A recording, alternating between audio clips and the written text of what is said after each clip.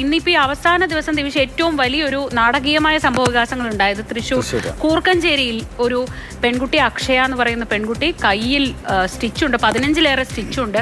ആ വിരലിൽ മഷി പുരട്ടാൻ പറ്റാത്തതുകൊണ്ട് വോട്ട് ചെയ്യാൻ പറ്റില്ല എന്നാണ് പറയുന്നത്. അത് സംസ്ഥാന ഇലക്ഷൻ കമ്മീഷന്റെ ഭാഗത്തുനിന്ന് നിർദ്ദേശമുണ്ടായി, ജില്ലാ വരണാധികാരിയായ കളക്ടർ നിർദ്ദേശിച്ചു. പക്ഷേ പ്രിസൈഡിംഗ് ഓഫീസർക്ക് ഇക്കാര്യത്തിൽ ഒറ്റ നിലപാടാണ്, എൻ്റെ വിവേചനാധികാരമാണ് എന്നുള്ള നിലപാടിലായിരുന്നു. ആ തർക്കം ഇപ്പോൾ അക്ഷയെ കൊണ്ടൊരു സത്യവാങ്മൂലം എഴുതി വാങ്ങിക്കുന്ന തരത്തിലേക്ക് എത്തിയിട്ടുണ്ട്.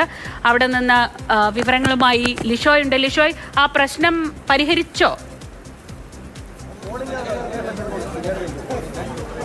പ്രശ്നം പരിഹരിച്ചു എന്ന് പറയാൻ കഴിയും. അതായത് ഈ ഏകദേശം ഈ പ്രതിഷേധങ്ങളൊക്കെ തന്നെ ഫലം കണ്ടിട്ടുണ്ട്. ഇപ്പോൾ ഈ അക്ഷയയിൽ നിന്നും ഒരു സത്യവാങ്മൂലം എഴുതി വാങ്ങി ഇപ്പോൾ വോട്ട് ചെയ്യാനായി പ്രിസൈഡിംഗ് ഓഫീസർ അനുവദിച്ചിരിക്കുകയാണ്. പക്ഷേ അതിലൊരു പ്രശ്നമുണ്ട് ശ്രീജ. അതായത് ഉച്ചയ്ക്ക് 1:30 വന്ന ഒരു യുവതി അവരുടെ കുഞ്ഞുൾപ്പെടെ പുറത്ത് നിൽക്കുകയാണ്. കുഞ്ഞുൾപ്പെടെ അക്ഷയയുടെ അച്ഛൻ്റെ കൂടെ ഇവിടെ പുറത്ത് നിൽക്കുകയാണ്. ആ ഒരു ഘട്ടമാണ് ഇവിടെ ഉള്ളത്. അതായത് ഒരു കൈക്കുഞ്ഞുമായി വന്ന യുവതിയെ 1:30 വന്ന യുവതിയെ 6 മണി വരേക്കും ഇവിടെ ഈ പോളിംഗ് ബൂത്തിൽ ഇട്ട് കുഴച്ചു എന്ന് പറയുന്നത് വേണമെങ്കിൽ പറയാം.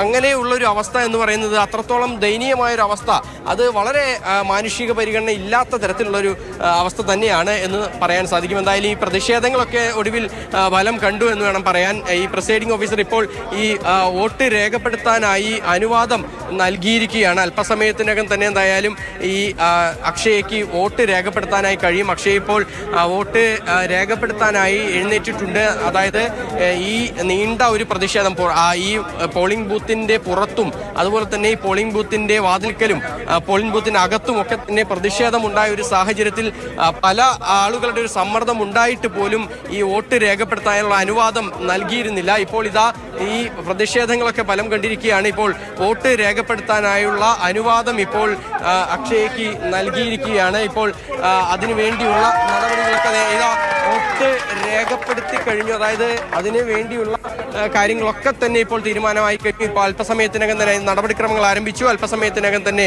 അക്ഷയ വോട്ട് രേഖപ്പെടുത്തുകയും ചെയ്യും. എന്തായാലും ആ ഒരു പുറത്ത് വലിയ തോതിലുള്ള ഒരു പ്രതിഷേധം തന്നെയാണ്. അതായത് ആദ്യഘട്ടത്തിൽ ജില്ലാ കളക്ടറെ ബന്ധപ്പെട്ടു. ഈ LDF നേതാക്കൾ VS സുനിൽകുമാർ ഉൾപ്പെടെയുള്ളവർ ഈ ജില്ലാ കളക്ടറെ ബന്ധപ്പെട്ടു.